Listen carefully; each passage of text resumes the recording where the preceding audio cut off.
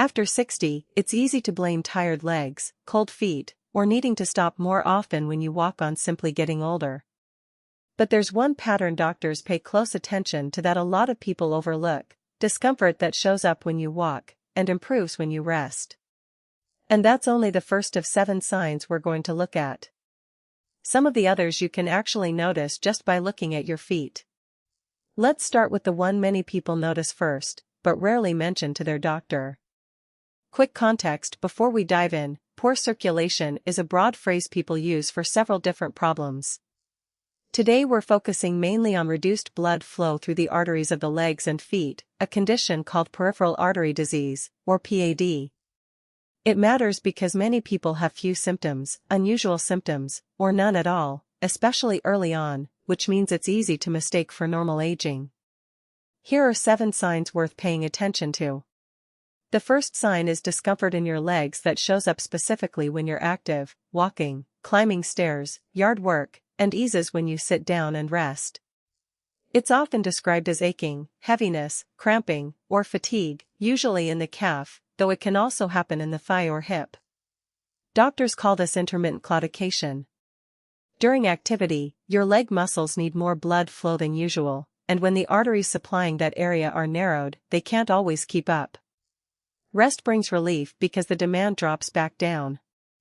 The pattern to notice: discomfort that shows up predictably during activity, and eases predictably with rest, especially the same way, in the same spot, around the same distance each time. This next one isn't about pain at all. The second sign is a foot or lower leg that consistently feels colder than the other, not both feet feeling chilly, which is common and usually unrelated, but one side that's noticeably cooler than the other, over time. Reduced blood flow can mean less warm blood reaching that limb. I want to be clear here, because this is one of the most misunderstood signs: cold feet, on their own, do not mean poor circulation. Cold feet can come from a chilly room, thin socks, certain medications, or how your body naturally regulates temperature. What matters more is a one-sided, persistent difference. The next one, you might actually notice simply by looking down.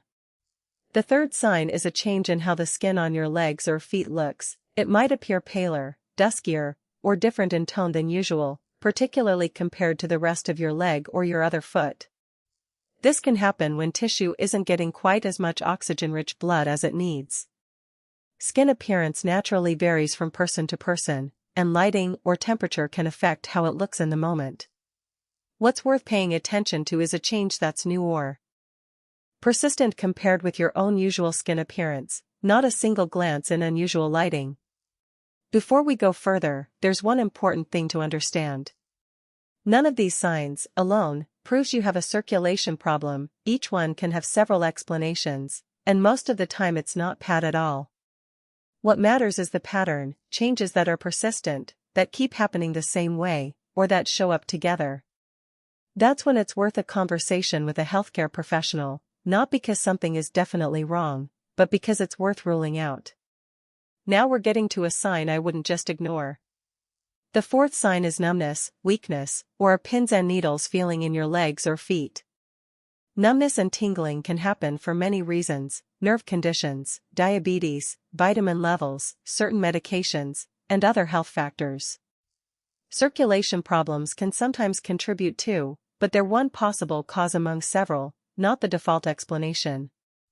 Regardless of the cause, new or ongoing numbness, weakness, or unsteadiness in your legs is worth discussing with your doctor, simply because it can affect your balance and safety. Sign 5 is one most people initially underestimate. The fifth sign is a cut, blister, or sore on the foot or lower leg that's healing more slowly than expected, or not healing much at all. Good blood flow brings the oxygen and nutrients skin needs to repair itself. When circulation is reduced, even small wounds can take noticeably longer to close.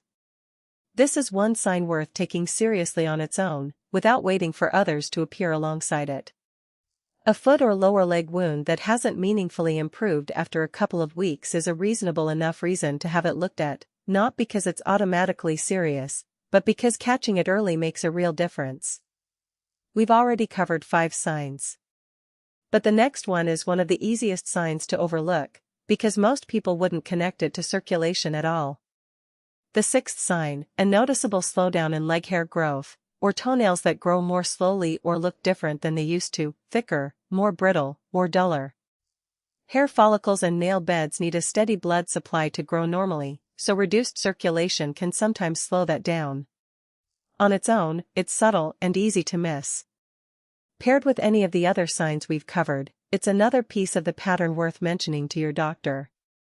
The seventh isn't something you'll necessarily see on your skin. It's something you may notice in your everyday life. This final sign has less to do with your feet and more to do with your independence. Here's why I saved this one for last. Circulation isn't just about what's happening inside your blood vessels. It's about what you're still able to do with your life. Maybe you used to walk to the mailbox without a second thought, and now you find yourself pausing partway. Maybe you've quietly started avoiding a hill or a longer route. This sign is often gradual, which makes it the easiest one to explain away as simply getting older, or being out of shape. Sometimes that's exactly what it is. But if you've gradually stopped walking as far as you used to, don't automatically assume that's just what getting older looks like. It's worth a closer look, especially alongside anything else on this list. Now that you know all 7 signs, it's worth knowing who tends to be at higher risk.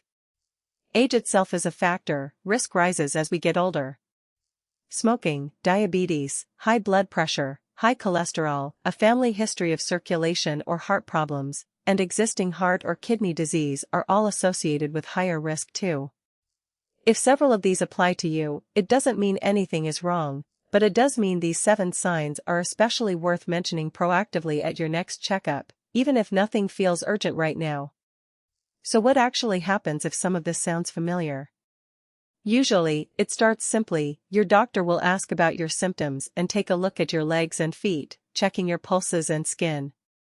Depending on your symptoms and risk factors, they may also use a quick, painless test called an ankle brachial index, which compares blood pressure in your ankle to blood pressure in your arm. It takes just a few minutes, with no needles involved. From there, additional imaging or testing may be recommended if needed. Here's the encouraging part: for many people, this can be managed.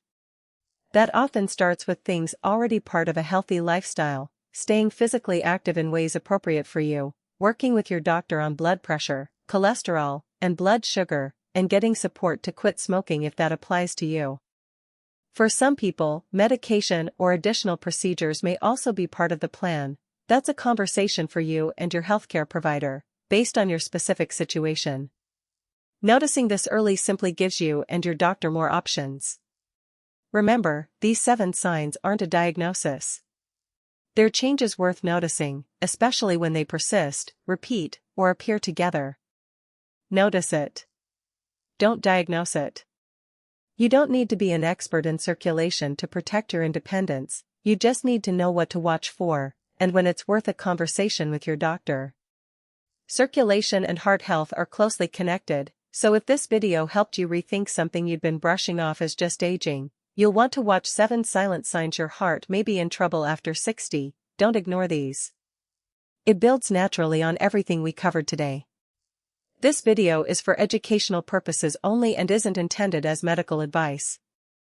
It shouldn't replace a conversation with your doctor or another qualified healthcare provider, especially if you're noticing any of the changes we talked about today.